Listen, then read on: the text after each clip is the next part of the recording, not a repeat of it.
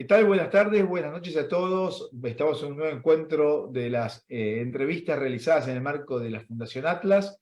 Hoy vamos a conversar con Carlos Newland sobre el tema la mentalidad anticapitalista. Vamos a hablar con él para ver qué es la mentalidad anticapitalista, cómo se mide en los distintos países del planeta, cómo ha evolucionado, qué implicancias tiene. Voy a presentar a Carlos. ¿Qué tal, Carlos? ¿Cómo estás? Gracias por esta posibilidad de charlar con vos.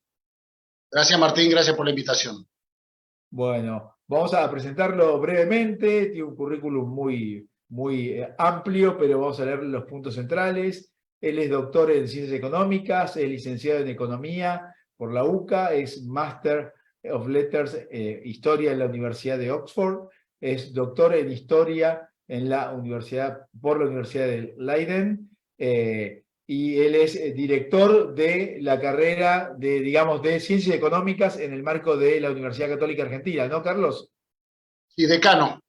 Y decano, Decano de la exactamente, facultad. exactamente. Bueno, y vamos a hablar en primer lugar sobre qué es la mentalidad anticapitalista. Te pregunto, y veo, googleando sobre la temática, veo que has escrito una serie de temas al respecto, muy interesante, con un enfoque muy profundo. Sí, el tema surgió así, en un momento dado, eh, cuando yo estaba en SEADE, alguien me pidió, Federico Sorraquín, que hiciera un estudio de la mentalidad empresarial argentina. Bueno, un poco difícil con los medios, pero empecé a mirar esto de mentalidades y medir las mentalidades. Porque normalmente en economía medimos el Producto Bruto o medimos la calidad institucional de alguna manera, eh, pero la idea es que atrás de una calidad institucional normalmente hay una mentalidad media de la población que avala ese tipo de instituciones. Entonces me empecé a buscar y encontré una fuente muy interesante que se llama la Encuesta Mundial de Valores, que es una encuesta que se toma en todos los países del mundo, cada 4 años, casi todos los países del mundo. Y ahí me metí en este tema de tratar de entender qué modelo económico tenía la gente en la cabeza. Ahí me junté con un húngaro que estaba trabajando para el Segledi al mismo tiempo, que era, tenía mucho más sofisticado, un econometrista, y empezamos a trabajar y a usar esta fuente, que eran miles de datos de individuos, a los que se le preguntaban muchas cosas. Yo me concentré en su visión de el modelo económico o el modelo económico que tenemos en la cabeza. Básicamente la idea es que eh, eh, nos gusta pensar que la forma de ver la economía o cualquier tema cultural es una decisión libre que cada uno hace investigando, analizando y llegando a sus conclusiones. Bueno, esto puede ser así, hay minorías, hay gente que va variando, que cambia, pero es probable que sea mucho más parecido al idioma que usamos, que nosotros hablamos en un idioma, lo podemos cambiar, pero es muy difícil, tenemos mucha inercia. También me hizo pensar en esto de la inercia, las décadas y décadas que tenemos de pensamiento peronista en la Argentina. ¿Cómo era posible que ese modelo siguiera vivo, muy vivo hoy en día, y que parece morir y después rebrota? Bueno, es la idea que hay una especie de continuidades que son continuidades, si queremos, de hábitos de pensar. ¿Podemos cambiar? Sí, pero es difícil. Así que eso es, y entonces, de empezar solo mirando a la Argentina, vi que era interesante inclusive mirar al mundo, y así es como con Pal Seglet hicimos un índice mundial de pensamiento sobre el mercado, sobre la economía de mercado.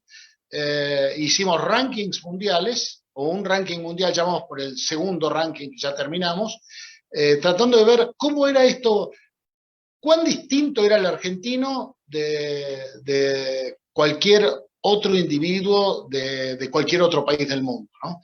Y ese fue el, el, nuestro primer trabajo.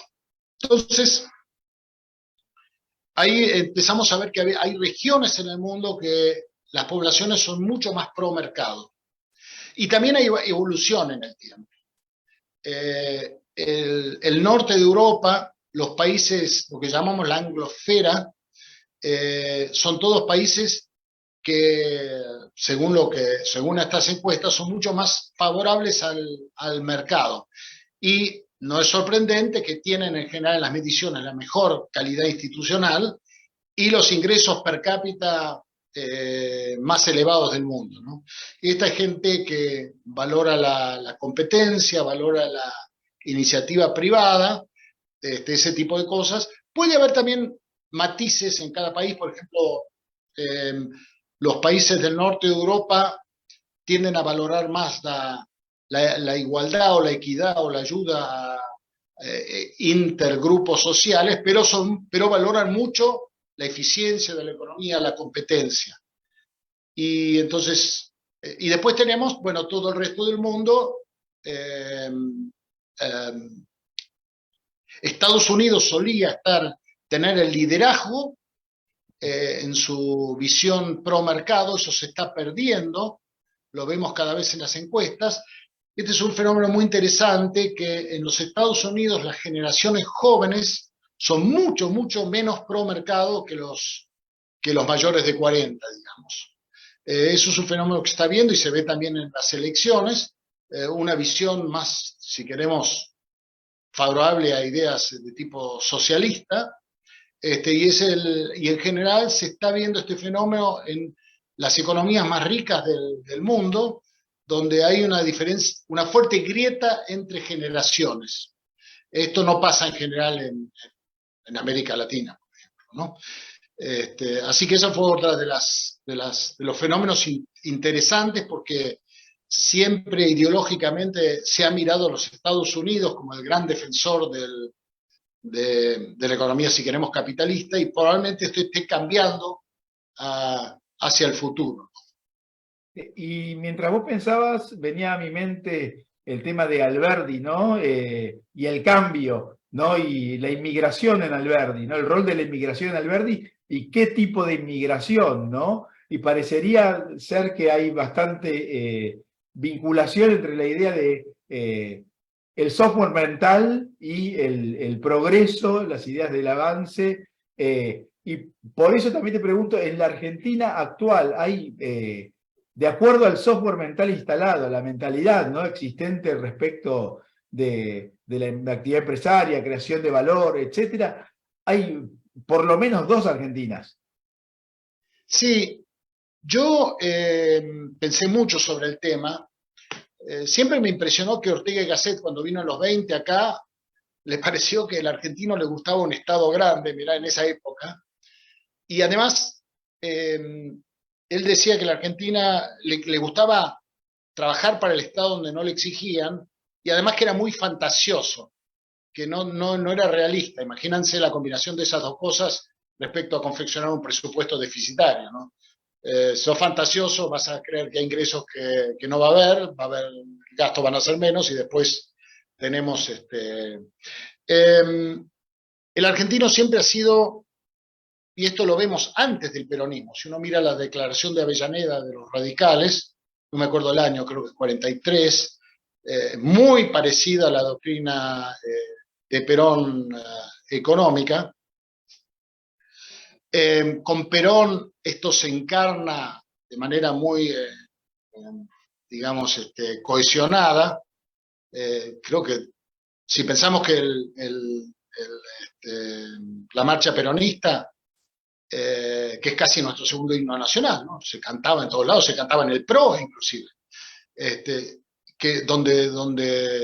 donde denuncia que van a combatir el capital. El capital es la razón de la riqueza de los países, la acumulación de capital humano y capital físico, un caso único. Ni siquiera el Internacional Socialista que se cantaba en la Unión Soviética hablaba de esa manera del capital. Bueno, Argentina siempre en estas mediciones da muy mal. En nuestros, digamos, en la última medición que hicimos, Argentina en su visión, esto es la población y sus muestras más o menos no deberían estar sesgadas, aparecen los últimos puestos de aceptación de una economía de mercado. A mí me sorprendió siempre que aparece junto a Rusia y a Ucrania como países, y ellos han tenido la herencia de lo que fue la ideología soviética, marxista, pero nosotros aparecemos con ellos de manera casi... Es verdad que no tenemos muchos países africanos en la encuesta, pero eso aparecía de manera muy fuerte. Lo que es interesante es que Argentina, a diferencia de los otros países que tienen más estabilidad, Argentina parece que tuviera bandeos ideológicos. En los 90, las primeras mediciones de estos índices en los 90, Argentina parece muy pro mercado. Y ahí uno ve que Menem captura algo que está pensando la gente. Pero ¿cómo aparece este pensamiento pro mercado? Después de hiperinflación, después de catástrofe, como que la gente dice esto no va, pruebo algo distinto. También en los 90 era el gran movimiento mundial pro mercado. Todos los países del mundo estaban privatizando. China lidera el proceso privatizador en cantidad de empresas más brutal del mundo, creo que son 200.000 empresas privatizadas, pero Francia, bueno, Inglaterra ni hablé, fue la primera que empezó a privatizar, pero países en América Latina. Entonces, Argentina tiene un momento, y la medición da en este tiempo que Argentina es muy pro mercado, pero eso se empieza a debilitar, es como que el argentino se cansa de eso. Ya para la reelección menemista eso se estaba, en las mediciones de mentalidad se estaba deteriorando, y el kirchnerismo entra en la convergencia después de una mentalidad muy pro interventora, pro estatista, si queremos, y el kirchnerismo, digamos, encarna bien ese tipo de ideología. Es interesante ver que ahora, donde está volviendo la inflación, como el 89, también en las mediciones, no de esta encuesta que no usamos, pero sí de otras encuestas, aparece el argentino cambiando su ideología hacia algo más favorable al mercado. En mi opinión, esto es consecuencia de una catástrofe económica como que la tuvimos en el 89, pero yo no le veo que va a ser muy difícil que no converja una vez que se tranquilice la cosa, se estabilice, que no vuelvan las fuerzas que están adentro nuestro que atentan contra muchos de los principios de los que defendemos una economía de mercado. Por eso, en mi opinión, hay algo en el fenómeno Milei que es transitorio.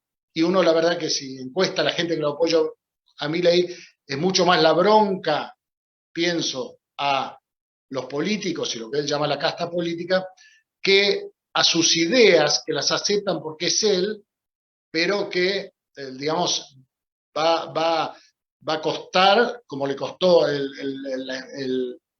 la experiencia de los 90 fue bastante increíble para Argentina. Estabilidad de precios, gran cambio estructural, aumento de productividad, privatizaciones, y ya vemos cómo terminó, ¿no? Así que eso a mí me hace ser prudente. Yo nunca me gustan los cambios muy fuertes en la economía, creo en los cambios graduales, y bueno, y ver si puede ser que haya un cambio de nuestras generaciones, para mí ojalá, pero es interesante el caso de Chile, porque Chile es el primero que empieza las reformas económicas, inclusive antes de Margaret Thatcher. Las privatizaciones chilenas son anteriores, y es lo que hizo todo el mundo después, ¿no? Y en nuestras mediciones nos daban continuamente que el chileno era muy parecido en ideología al argentino, muy parecido, o sea, bastante antimercado. Entonces nosotros íbamos a exponer nuestras conclusiones en Santiago y nos criticaban mucho porque decían, no, acá ha cambiado la economía, la gente tiene otra mentalidad.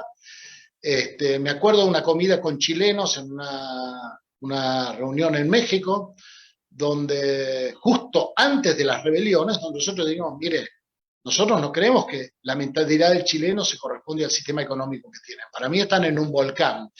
Y habíamos tomado unos vinos, qué sé yo, y se nos reían los chilenos. 2 meses después empezó estas revueltas chilenas, y inmediatamente después nos llamaron.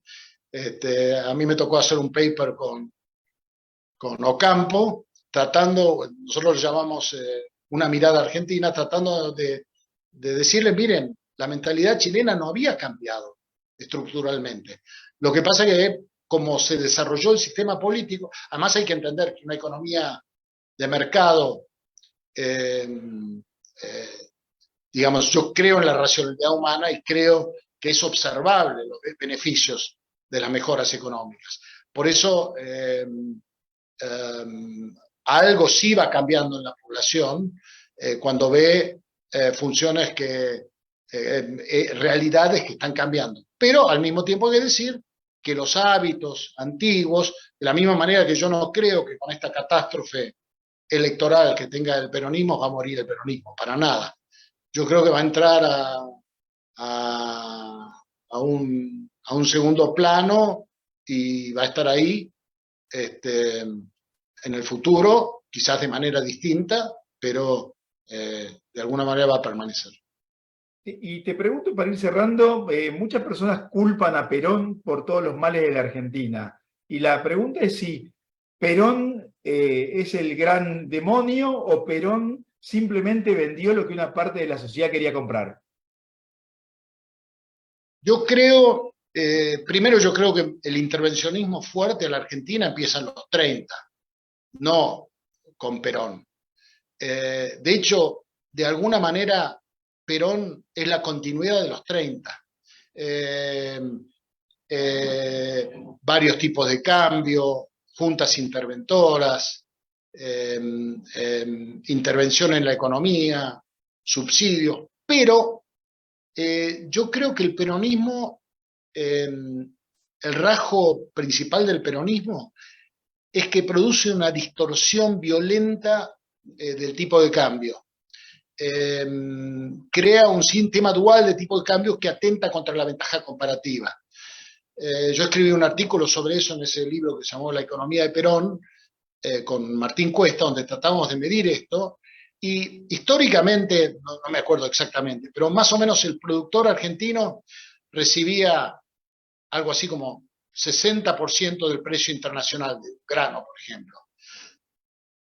Y con Perón ese porcentaje baja a 20%, parecido a lo que hemos visto ahora. Si vos sumás el tipo de cambio más las retenciones, ¿cuánto recibe un productor argentino? No sé, 25%, 20%. Eso produce una distorsión brutal en la economía porque sabemos que los precios asignan recursos y están dando señales equivocadas a dónde hay que invertir y llevar los recursos.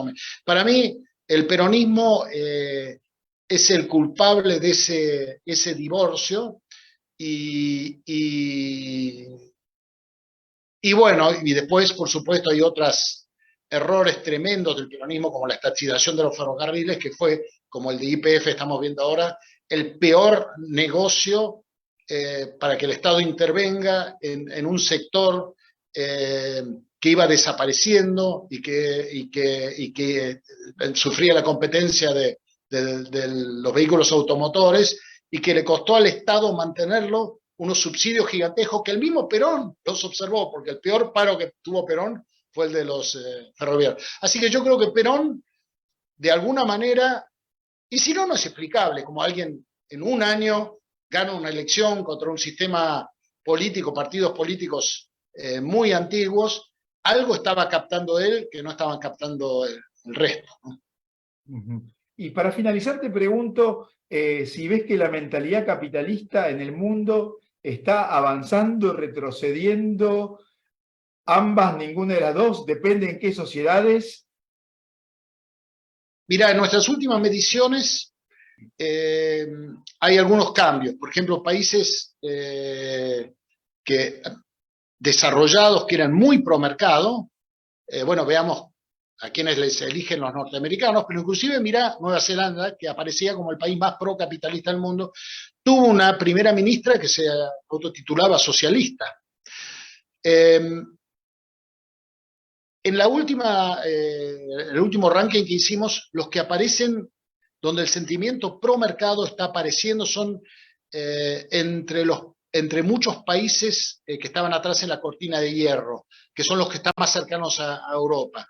Todos los países bálticos, Polonia, todos esos países, las generaciones jóvenes, Checoslovaquia, la República Checa, esos países hoy tienen generaciones jóvenes muy pro mercado, mucho más que las generaciones antiguas. Y ahí se nota la América Latina, nosotros, digamos, el resto de América Latina es más pro mercado que los argentinos y los chilenos. Por ejemplo, el brasileño es mucho más pro mercado, no es que está a los niveles del norte de Europa. Y esto me causó duda y yo mismo le pregunté a gente de Brasil si era así. Y obviamente Bolsonaro no nace de un repollo, sus ideas pro mercado. Están de alguna manera en la población y estamos viendo también que el gobierno actual está respetando bastante las reformas y de ninguna manera tiene un discurso anti-mercado. Así que en América Latina también tenemos diferencias. Esas diferencias, para mí, en última instancia, están explicando por qué Argentina se está transformando cada vez en un país más pobre en América Latina. Era muy rico, todavía no es de los más pobres, pero nos está alcanzando todo el continente de a poco porque son más productivos, tienen mejores instituciones, y la mejor forma de medir una institución es mirar la inflación, porque quiere decir que la moneda sana está muy atada al sistema financiero. Con moneda sana tenés sistema financiero y tenés crédito, que es el motor de la economía.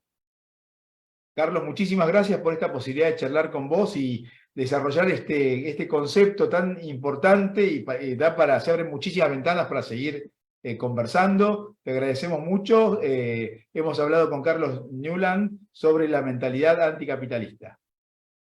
Gracias.